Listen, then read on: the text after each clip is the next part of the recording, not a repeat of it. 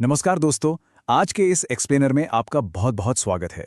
आज हम एक बेहद ही गंभीर लेकिन बहुत ज़रूरी विषय पर बात करने वाले हैं, the great Nicobar mega project. एक ऐसा प्रोजेक्ट जो अपने साथ ढेरों इकोलॉजिकल और रेगुलेटरी विवाद लेकर आया है। तो चलिए, एक इन्वेस्टिगेटिव केस स्टडी की तरह हम उन सभी सोर्सेज और डेटा का निष्पक्ष रूप से विश्लेषण करते हैं जो इस प्रोजेक्ट की असली तस्वीर हमारे सामने रखते हैं। अब जरा सोचिए, 66 मिलियन साल पहले एक विनाशकारी एस्ट्रॉइड धरती से टकराया था जिसने डायनासोर तक को खत्म कर दिया। लेकिन हमारी धरती पर एक ऐसा जीव है जो उस प्रलय से भी बच निकला था। उसने कई आइस एज देखे, क्लाइमेट चेंज झेला और सरवाइव किया। लेकिन आज, इतने लाखों सालों बाद, यह प्राचीन जीव एक नए और आधुनिक इंफ्रास्ट्रक्चर प्रोजेक्ट के सामने अपने वजूद की लड़ाई लड़ रहा है। क्या आप सोच सकते हैं कि वो जीव कौन सा है? वो है द लेदरबैक सी टर्टल। जी हाँ, दुनिया की सबसे बड़ी टर्टल स्पीशीज। एक मरीन बायोलॉजिस्ट के नज़रिए से देखें तो इनकी सबसे खास बात यह होती है कि ये दुनिया में चाहे कहीं भी रहें, अंडे देने के लिए ये हमेशा ठीक उसी जगह लौटते हैं जहां ये खुद पैदा हुए थे। और आपको जानकर हैरानी होगी कि भारत में इनका सबसे बड़ा नेस्टिंग ग्राउंड है ग्रेट निकोबार आइलैंड का गैलाथिया बे। लेकिन सोर्स एनालिसिस हमें एक कड़ी चेतावनी देता है। इस 81,000 करोड़ रुपए के मेगा प्रोजेक्ट के कारण इनकी 90% से ज्यादा नेस्टिंग साइट्स हमेशा के लिए खत्म हो सकती हैं। ये लिटरली एक बहुत बड़ा इकोलॉजिकल खतरा है। तो आज के इस एक्सप्लेनर का एजेंडा कुछ इस तरह रहेगा।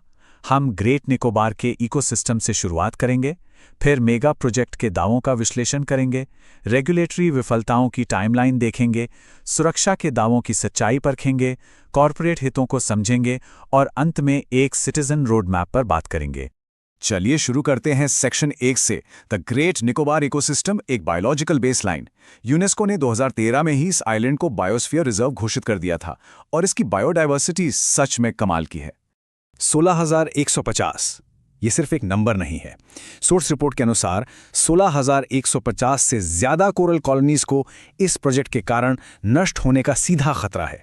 अब सरकार का कहना है कि वो इन कोरल रीफ्स को बस वहां से उठाकर किसी दूसरी जगह रीलोकेट कर देंगे। लेकिन अगर आप मरीन बायोलॉजिस्ट्स और साइंटिफिक कम्युनिटी की माने तो वो इसे साइंटिफिक मैडनेस यानी वैज्ञानिक पागलपन कहते हैं, क्योंकि विज्ञान में इतने बड़े पैमाने पर कोरल रीलोकेशन की सफलता आज तक साबित ही नहीं हुई है।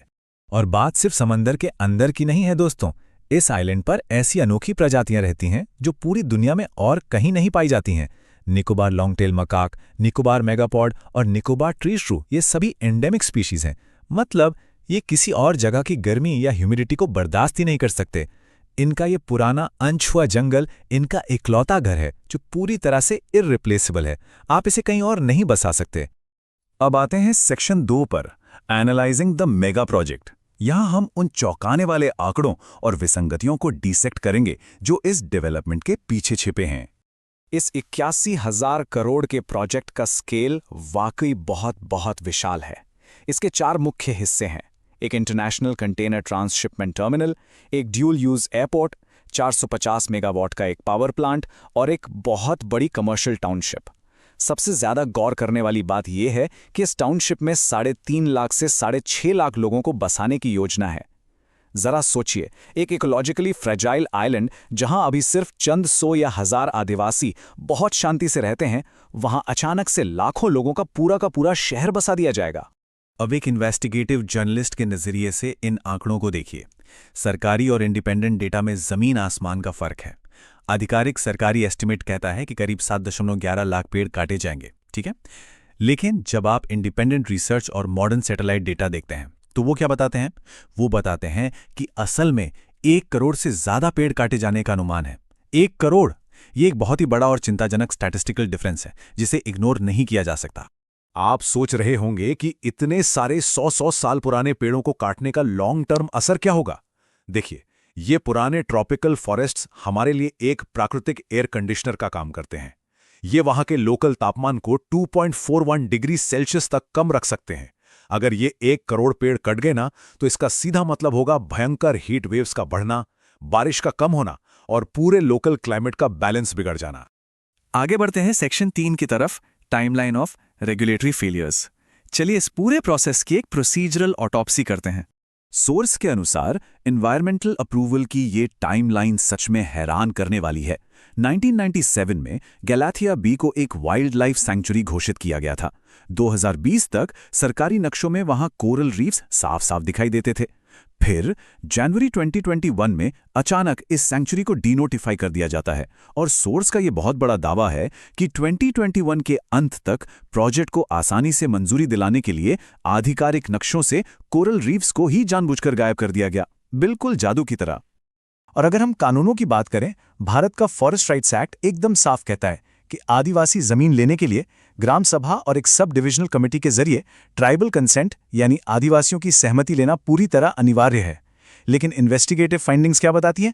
वो बताती हैं कि जिस ग्राम सभा ने इस प्रोजेक्ट को पास किया उसमें एक भी आदिवासी सदस्य मौजूद ही नहीं था। सोर्स के मुताबिक ये एक पूरी तरह से फर्जी ग्राम सभा थी जिसने स्थानीय आबादी को पूरी तरह से गैरकानूनी तरीके से दरकिनार कर दिया। अब आते हैं सेक्शन 4 पर, debunking the security smoke screen. इस प्रोजेक्ट को सही ठहराने के लिए नेशनल सिक्योरिटी का जो तर्क दिया जाता है, आइए उसे जियोग्राफिक रियलिटी की कसौटी पर परखते हैं। प्रोजेक्ट के सपोर्ट में एक बहुत बड़ा स्ट्रेटेजिक दावा ये किया जाता है कि इससे भारत मलक्का जलडमरू मध्य यानी मलक्का स्ट्रेट के जरिए चीन के व्यापार को चोक कर सकेगा। सुनने में अच्छा लगता है ना, लेकिन भूगोल यानी जियोग्राफिक रियलिटी कुछ और ही है। मलक्का स्ट्रेट का जो असली संकरा चोक पॉइंट है वो सिंगापुर और मलेशिया के पास है और ग्रेट निकोबार आइलैंड उस असली चोक पॉइंट से 200 से 300 किलोमीटर दूर है। एक्सपर्ट्स का साफ मानना है कि सिर्फ सैकड़ों किलोमीटर दूर एक पोर्ट बना लेने से आप किसी इंटरनेशनल मैरीटाइम चोक पॉइंट को कंट्रोल नहीं कर सकते। और थोड़ी देर के लिए मान भी लें कि हम वो रास्ता रोक देंगे, तो क्या चीन के पास और रास्ते नहीं हैं? सोर्स में चीन के कई वैकल्पिक व्यापार मार्गों का विश्लेषण किया गया है, जैसे कि म्यांमार की ऑयल पाइपलाइंस, चीन Pakistan economic corridor, central Asia की सप्लाई लाइंस, यूरोप तक डायरेक्ट ट्रेन रूट्स और आर्कटिक शिप रूट्स। अब आप खुद सोचिए, जब इतने सारे ऑल्टरनेटिव्स पहले से मौजूद हैं, तो क्या सिर्फ एक शिपिंग लेन को ब्लॉक करने के नाम पर एक पूरे आइलैंड को तबाह कर देना स्ट्रेटेजिकली सही है? तो फिर सवाल ये उठता है कि इसका असली फायदा किसे होगा? Section 5, corporate interests and habitat loss. चलिए देखते हैं कि असली लाभार्थी कौन है। जब आप कमर्शियल टाउनशिप के ब्लूप्रिंट्स देखते हैं तो नेशनल सिक्योरिटी के दावों और असल योजना में एक बहुत बड़ा कॉन्ट्रास्ट नजर आता है। इस प्लान में क्या क्या है? बड़े बड़े casino, luxury resorts, adventure sports और एंटरटेनमेंट क्लस्टर्स। मतलब एक पुराने नेचर रिजर्व के अंदर हजारों एकड़ जमीन पर कैसीनो और रिजॉर्ट्स बनाए जाएंगे। ये साफ तौर पर दिखाता है कि रीजनल लैंड यूज प्लान्स के पीछे असल में कमर्शियल और फाइनेंशियल इंटरेस्ट का कितना बड़ा हाथ है। लेकिन दोस्तों, इस कमर्शियल डेवलपमेंट की एक बहुत ही भयानक मानवीय कीमत है जिसे हम अनदेखा नहीं कर सकते। हम बात कर रहे हैं शोम्पेन ट्राइब की। यह दुनिया से कटी हुई एक बेहद प्राचीन जनजाति है जिनकी संख्या शायद अब सिर्फ 29 बची है। 29 लोग। बाहरी लोगों का अचानक उनके इलाके में आना उनके लिए जानलेवा बीमारियों का कारण बन सकता है। 13 देशों के जीनोसाइड एक्सपर्ट्स का एक मत होकर कहना है कि यह प्रोजेक्ट शोम्पेन ट्राइब के लिए लिटरली एक डेथ सेंटेंस यानी मौत की सजा है। तो अब सवाल है कि हम क्या कर सकते हैं? Section 6, road map for citizen action. Source के कॉल टू एक्शन के आधार पर ये कुछ प्रैक्टिकल कदम हैं। पब्लिक ट्रांसपेरेंसी और रेगुलेटरी ओवरसाइट के लिए आम नागरिकों का आगे आना बहुत जरूरी है। हम 3 अहम कदम उठा सकते हैं। पहला, आधुनिक सैटेलाइट इमेजरी और AI टूल्स का उपयोग करके सरकारी दावों को खुद वेरीफाई करें। सब कुछ इंटरनेट पे उपलब्ध है। दूसरा, इन प्राचीन जंगलों और कोरल रीफ्स को होने वाले इकोलॉजिकल नुकसान के बारे में अपने दोस्तों और परिवार में अवेयरनेस फैलाएं। और तीसरा, आदिवासी भूमि अधिकारों का समर्थन करने और इस प्रोजेक्ट को रोकने के लिए याचिकाओं यानी पब्लिक पिटिशंस में हिस्सा लें। आपकी एक आवाज बहुत मायने रखती है। तो अंत में हमारे सामने एक बहुत ही गहरा सवाल खड़ा होता है। अगर व्यावसायिक कसिनो और रिजॉर्ट्स उन हजारों साल पुराने जंगलों, एंडेंजर्ड समुद्री कछुओं और प्राचीन जनजातियों की जगह ले लेते हैं, तो इस कभी ना ठीक होने वाले इकोलॉजिकल विनाश से वास्तव में मुनाफा कैसे हो रहा है? ये एक ऐसा सवाल है जो हमें सोचने पर मजबूर करता है। क्या विकास की कीमत हमारी सबसे कीमती प्राकृतिक और मानवीय धरोहर हो सकती है? इस सवाल पर जरूर विचार कीजिएगा। इस एक्सप्लेनर में हमारे साथ जुड़ने के लिए आपका बहुत बहुत धन्यवाद। हमेशा सवाल पूछते रहिए और जागरूक बने रहिए।